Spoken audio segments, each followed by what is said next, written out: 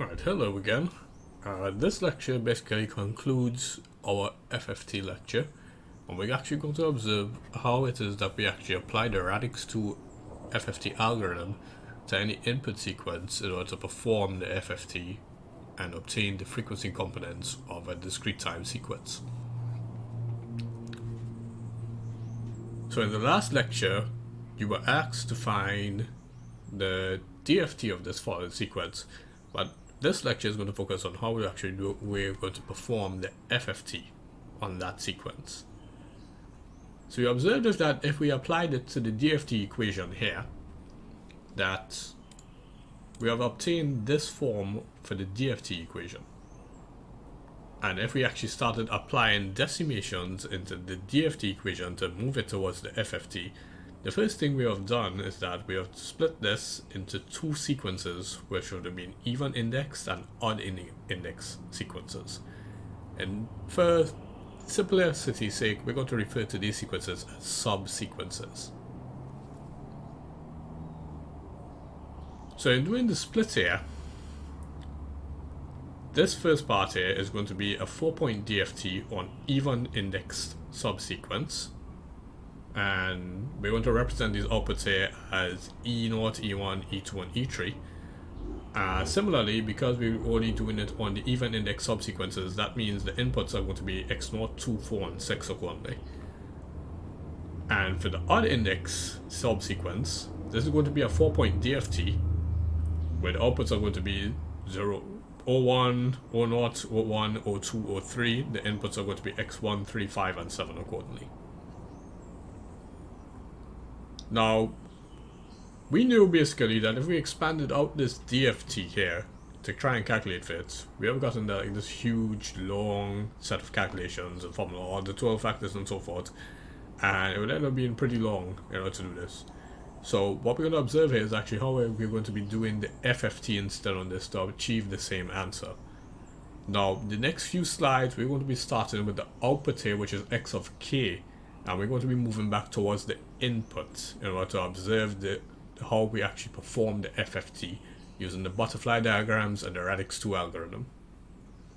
So the next few slides, the decimations that we're going to be observing are in reverse order. But when we actually hit the example on later on in this lecture, we're going to be doing it in the forward order so that we can actually see how we start with the input sequence x of n and how we calculate towards the output sequence x of k.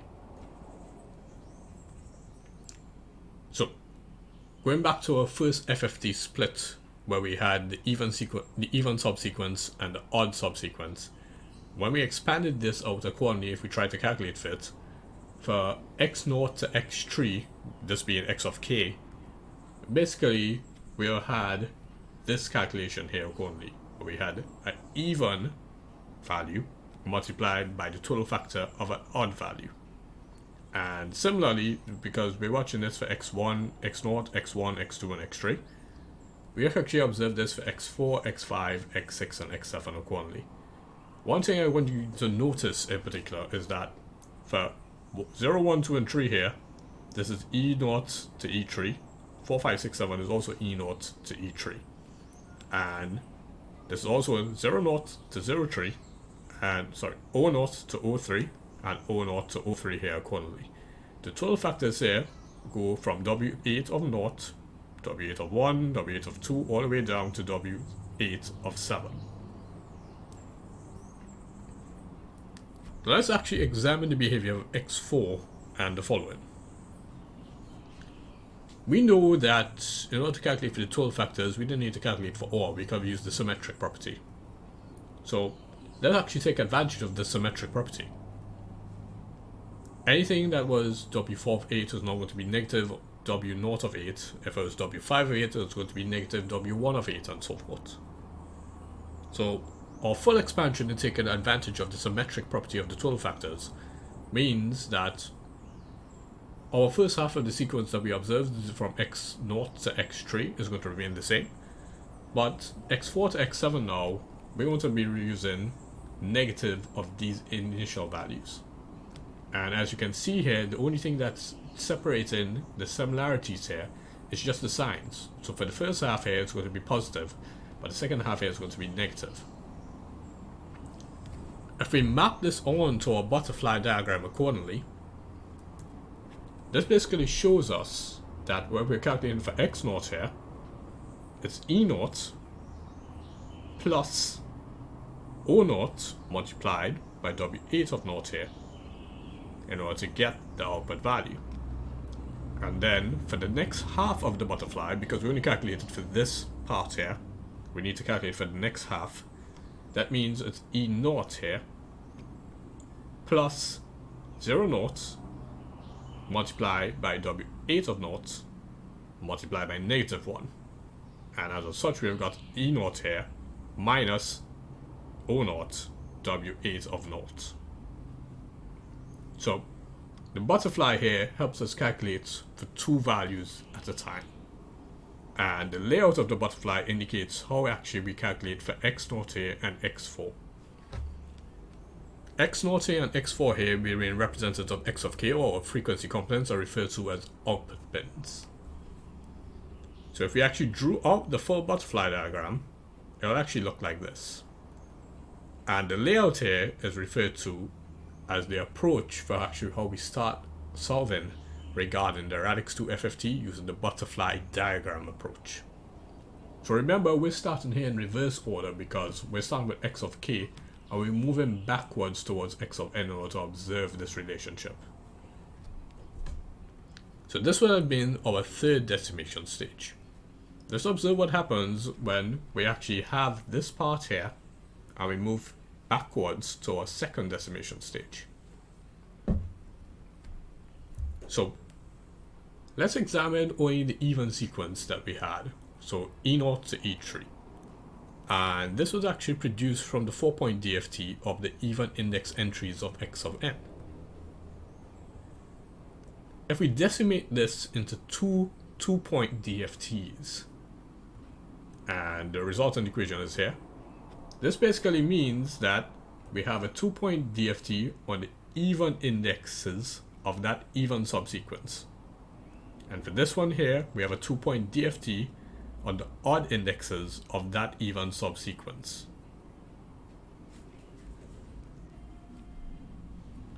So as of such, we now have even indexes here and odd indexes here being multiplied by those twiddle factors. And because we decimated it, we only have a 4-point twiddle factor that we need to observe here, instead of having a full 8-point twiddle factor. And we also use the symmetric property of the twiddle factors, so the first two here is going to be positive and the next two here is going to be negative. So one thing to note is that for the butterfly diagram, when we're calculating for any one of these outputs, the operation always is going to take between an even index component and an odd index component accordingly. The odd index component is always going to be multiplied by the twiddle factor no matter what. The second half of the butterfly diagram, when you're calculating for it, there's going to be this -1 component here accordingly as well. We can also do the similar approach for the odd sequence that we saw, O1 to O4. And we can split it accordingly and decimate it into 2-point DFTs, so we'll get 2-point DFT on the even indexes of that odd subsequence, and a 2-point DFT on the odd indexes of that odd subsequence. And as we saw in the previous slide, the operation is always going to take place in between an even component and an odd component no matter what. So if we map this on into our butterfly diagram for the second decimation stage, it actually looks like this. Now I know it looks a little bit confusing at this point, but when we actually hit the example later on in the slides, it is actually going to make a lot more sense. So bear with me for a little bit. It's basically just showing you how the relationships are being shown for each one of the decimation stages. The important point to note is that for that third decimation stage, the twiddle factors went up to a value of 8. But for the second decimation stage, the twiddle factors here only go up to a value of 4. So for each decimation, that means we need to calculate less twiddle factors accordingly. So this was the second decimation stage, because remember we started with x of k, we did the third decimation stage, and we're moving backwards, and now we're at the second decimation stage. So we need to go backwards once more to get to the first decimation stage.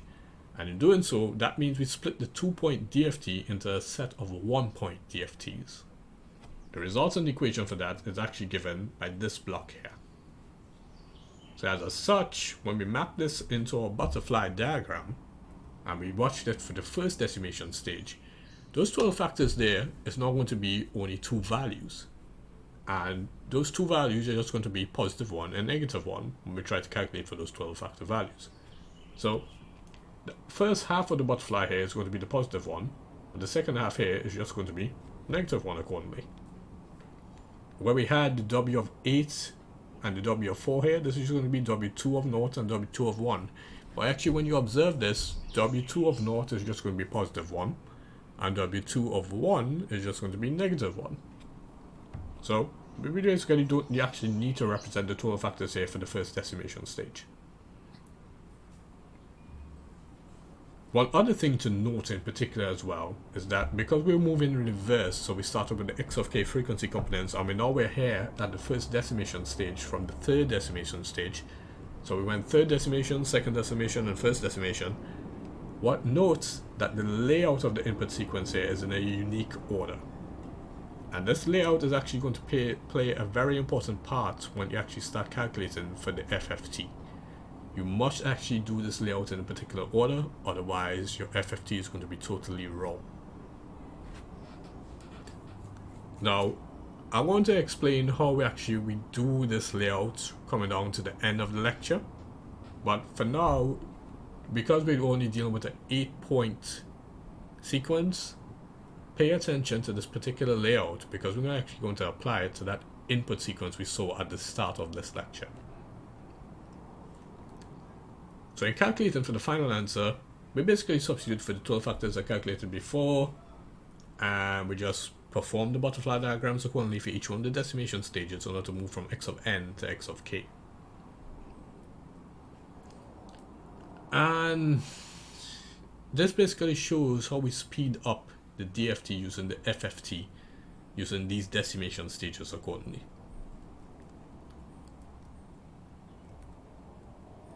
So if we went back to our DFT example from the last lecture and the start of this lecture, we knew that the x of 0 value was going to be 15, the x of 1 value resulted in some complex value, and if you did your homework, which I hope you did, you would have realized that you've gotten all these values here for the DFT accordingly. For x of 0 and x of 7 represented the frequency components of that x of n sequence.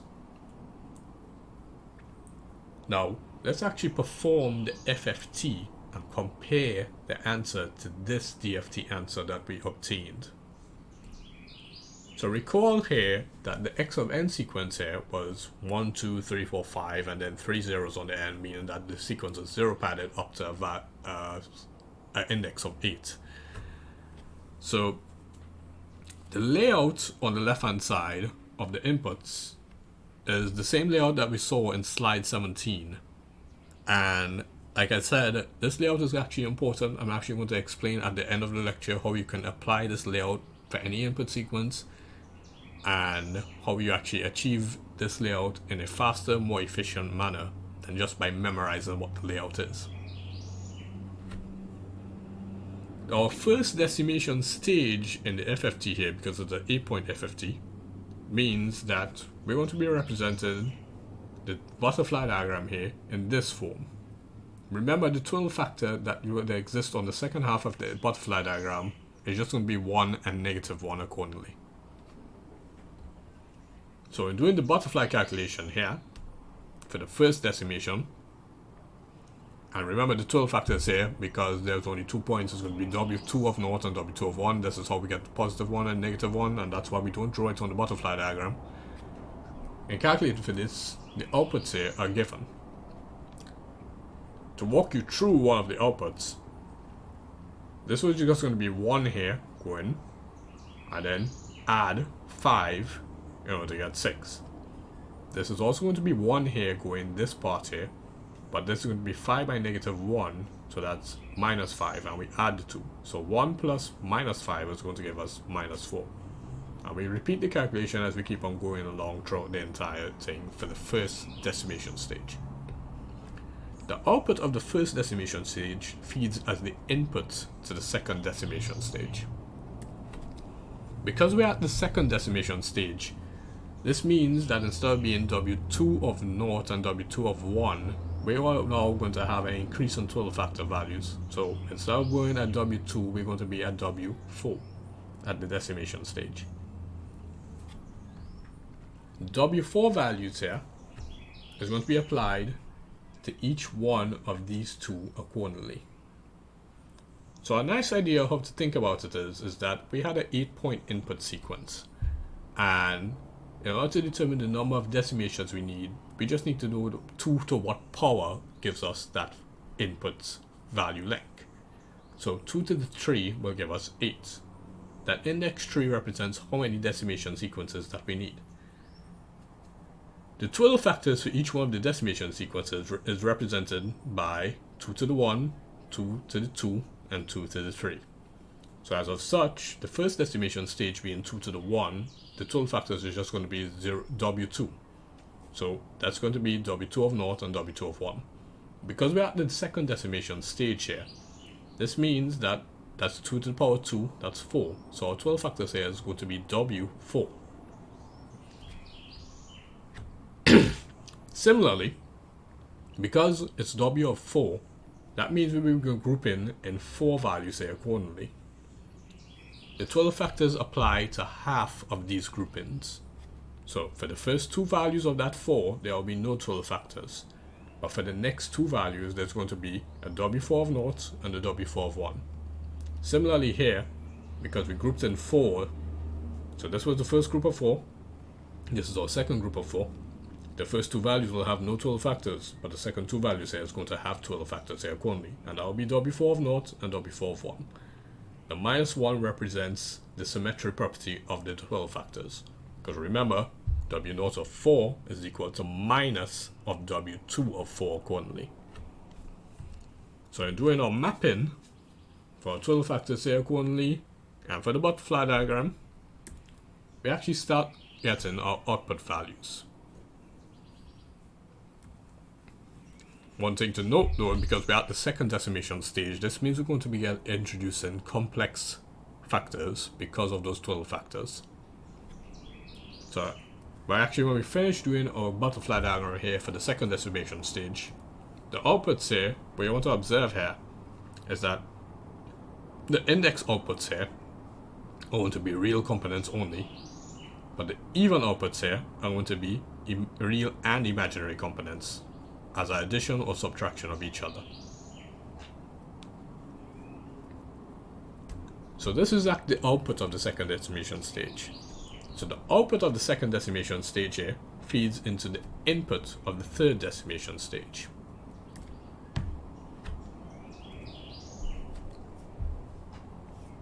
So remember, we're at the third decimation stage here, so that means that's 2 to the power 3 being 8. So our total factors now go up to W of 8. Because we are now at 2 to the power 3 of 8, we group this accordingly by splitting it in half. So we have our first part here of 4 values and the second part here of 4 values here accordingly. 2 to the 3 being 8, so that means we will deal with 8 values at a time. And doing it in half, that means the first half here, being the first 4 values, have no total factors. But the second half here, the remaining 4 values, is going to have total factors here accordingly. So E0 to E3 will have no total factors, but O0 to O3 will have total factors of 0A of 0 to go into 0.8 of 3. Each total factor, remember, there's also going to be a corresponding -1 component here accordingly. This actually represents the symmetric property of those total factors. So once we lay it out accordingly for each one of these, and we calculate, and we keep on going, we're actually observing our output sequence at the end of the third decimation stage. And if you compared it in the slides before to a DFT answer, you realize that it's basically the same answer that we obtained. And doing the FFT here is actually quite faster than doing the DFT. Now, one thing to note is that, remember, for each one of those decimation stages, the number of total factors that you need to calculate it for increases accordingly. So at the first decimation stage, because it was 2 to the power of 1 represented the decimation stage, there were only two total factors, being 0.2 of 0 and 0.2 of 1. That's just going to be 1 and negative 1. The second decimation stage, it would have been 2 to the power 2, meaning 4. So you have been calculated for W of 4. So you had a W4 of 0, W4 of 1, W4 of 2, and W4 of 3. And we took advantage of the symmetric property, represented by those negative 1 blocks. So that means you need to calculate it for W0 of 4 and W0 of 1.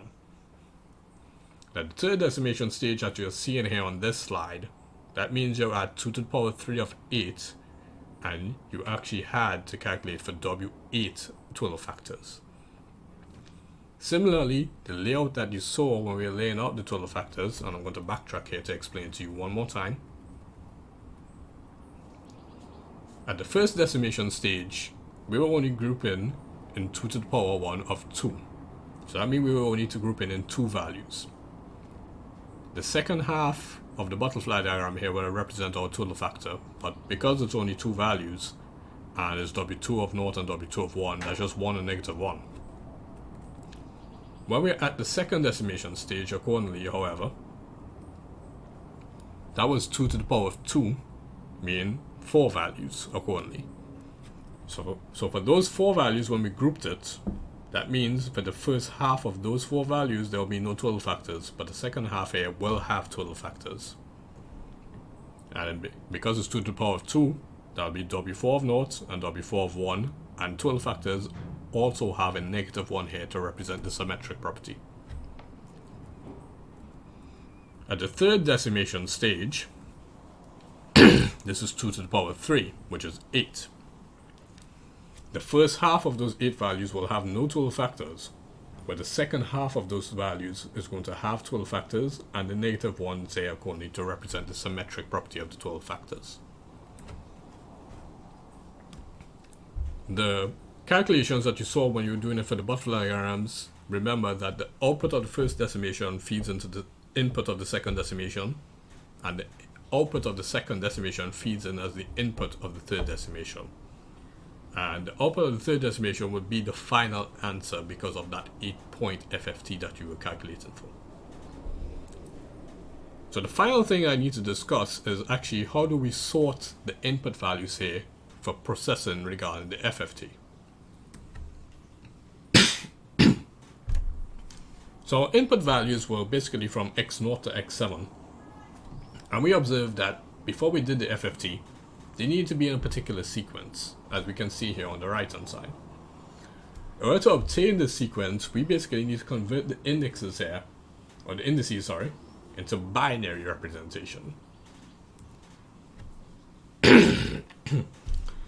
Once we have it in binary representation, all we need to do is just swap the first and last bits. After we swap those first and last bits, we just convert it back into decimal in order to obtain the input sequence for FFT. This process is referred to as the bit reversal process. So before you perform any FFT on any input sequence using the Radix 2 algorithm, it is important that you bit reverse accordingly. If you are doing this using any specialized function, especially in MATLAB, you do not need to bit reverse. The function actually does the bit reversal for you.